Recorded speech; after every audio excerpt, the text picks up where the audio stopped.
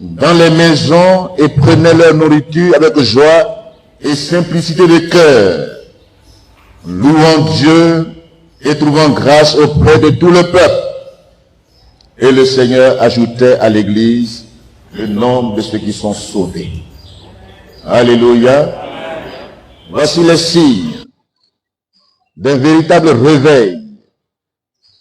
Voici le résultat de la Pentecôte. Vous vous asseoir.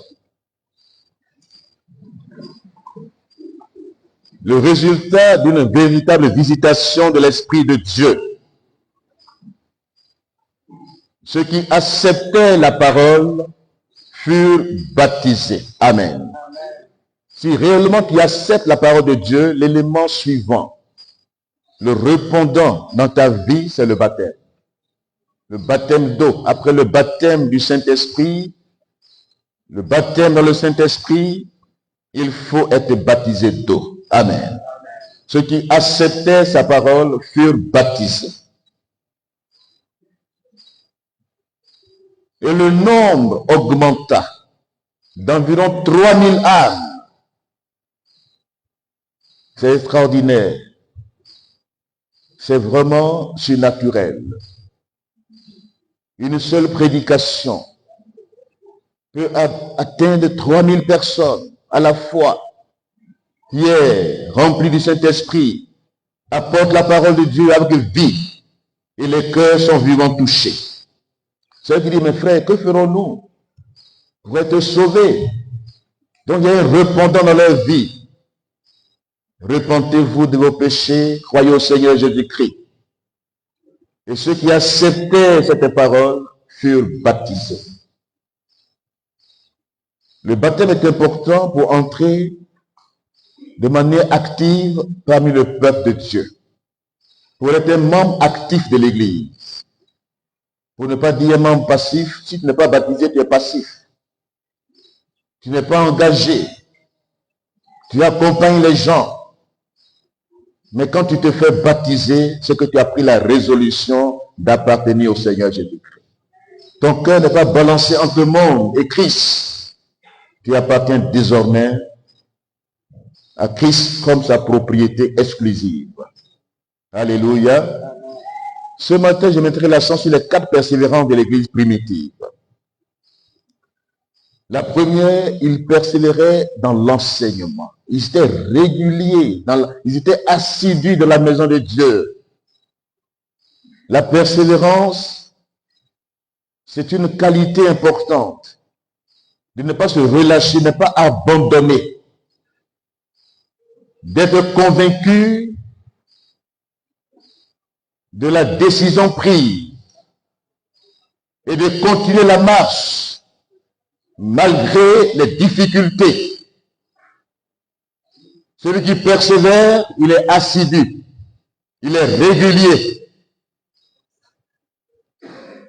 il est quelqu'un de stable, il est constant dans ses voies, il avance, il grandit. Et pour grandir dans la maison de Dieu de manière saine, il faut être attaché à la parole de Dieu. Amen. Les études bibliques, la formation biblique. C'est la parole de Dieu qui transforme les cœurs. C'est elle qui touche les cœurs. C'est elle qui apporte la vie. Persévérons ensemble dans l'enseignement. Alléluia. Soyons réguliers dans la maison de Dieu. Soyons assidus dans la maison de Dieu. Soyons ponctuels dans la maison de Dieu. Prenons Dieu au mot. Amen. L'enseignement est important.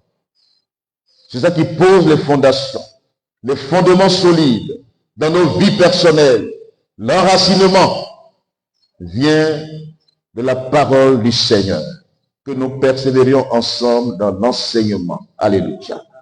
Ensuite, la deuxième persévérance, deuxième facteur de croissance qualitative et quantitative, il persévérait dans la communion fraternelle. La convivialité, les relations saines les relations fraternelles, l'amour de Dieu habitait leur cœur. Alléluia. Ils ne pouvaient pas dire que leur bien leur appartenait propre. Tout était en commun. C'était une communauté de vie et de bien. Une communauté relationnelle, vivante. Il y avait la vie dans l'église primitive, dans les relations saines, des relations d'amour, de convivialité, des relations fraternelles, les visites, l'encadrement. On ne s'attend pas le dimanche à l'église. Dans la semaine, ils se visitent, ils s'aiment. Ils veulent voir dans quel état se trouve le frère ou la sœur. Ils la visitent, ils le visitent. Ils apportent les soins. Que la communion soit parmi nous. Que nous nous visitions dans la semaine. Que nous voyons dans quel état se trouve le frère ou la sœur. Que nous prenions à cœur l'amour de Dieu dans nos cœurs et dans la vie de la communauté. Amen. Persévérons ensemble dans la communion fraternelle. Alléluia. Dans la fraction du pain ensuite, troisième facteur de croissance, une église qui se rassemble de manière régulière doit partager le repas du Seigneur. Si ça manque, c'est un élément important qui manque dans nos rassemblements. Ce qui fait le culte que nous rendons à Dieu, l'un des éléments importants de ce culte, c'est la fraction du pain, c'est le repas du Seigneur. L'église primitive, chaque fois qu'elle se rassemble, et l'église vraie de tous les temps, chaque fois que nous nous rassemblons, nous devons partager le repas du Seigneur. Annoncer sa mort jusqu'à ce qu'il vienne, proclamer sa victoire, dire aux puissants des ténèbres qu'ils sont vaincus. Ce repas est un repas de bénédiction. Ce sont des éléments de grâce que Jésus a donné à l'église pour que ceux, même pour lesquels nous prions de manière continuelle, quand ils prennent ce repas de communion, sinon ce repas, cette fraction de pain, même les malades sont guéris. Les vies sont libérées. Alléluia. La bénédiction de Dieu s'installe. Toute malédiction est révoquée, annulée. Alléluia. Et la dernière persévérance, la prière. Il persévérait dans les prières. On n'a pas dit seulement la prière, mais les prières. Plusieurs sortes de prières. Les requêtes. Le combat spirituel. Prière d'intercession. Prière d'adoration. De louange. De reconnaissance à Dieu. Plusieurs sortes de prières qui enrichissent la vie de prière communautaire et individuelle. Et ces gens-là, la simplicité les gagnait. Ils écoutaient ce que les leaders disent. Ils se disent, mais c'est Dieu qui nous parle. Ils ne contestaient pas. Ils ne murmuraient pas. Ils étaient simples. Ils obéissaient simplement. Parce que c'est à Dieu qu'ils obéissent. Et puis ainsi, Dieu ajoutait à l'Église le nombre de ceux qui sont sauvés. Nous pouvons faire beaucoup d'efforts. Nous pouvons nous débattre de plusieurs manières et avoir un petit résultat. Mais si nous respectons ce que Dieu a mis dans cette parole, dans ce livre, la croissance viendra de manière naturelle. Dieu, c'est lui qui ajoute à l'Église. On peut évangéliser, c'est bien. Mais quand nous acceptons la parole de Dieu, quand nous sommes participants de sa nature divine, quand nous nous engageons avec le Seigneur, ceux qui nous entourent voient notre engagement. Notre témoignage les influence de manière positive. Ce n'est pas la parole que nous allons dire, mais ce que tu vis influence les autres. Que cette église vive la parole de Dieu. Que cette église marche selon la volonté de Dieu. Que cette église grandisse sainement. Que cette église vive le réveil spirituel. Et que le Seigneur ajoute, qu'il multiplie, qu'il attire les âmes. Que cette église grandisse dans la qualité et dans la quantité.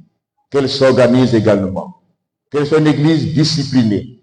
Une église obéissante. Une église soumise à Christ. Une église qui honore le Seigneur, qui le glorifie et Dieu se sente à l'aise au milieu de cette église. Que Dieu nous bénisse, que Dieu bénisse sa parole. Amen.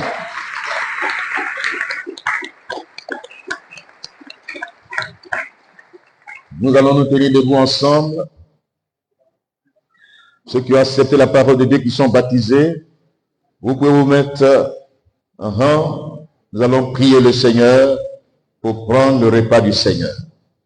Nous voulons marcher selon le modèle biblique d'une église vivante, selon le modèle des Actes des Apôtres, que l'église de Lokoyo El Bethel marche selon le modèle des Actes des Apôtres. Amen. Et elle va voir la croissance parmi elles. Elle va voir la main de Dieu agissant. Prions ensemble le Seigneur.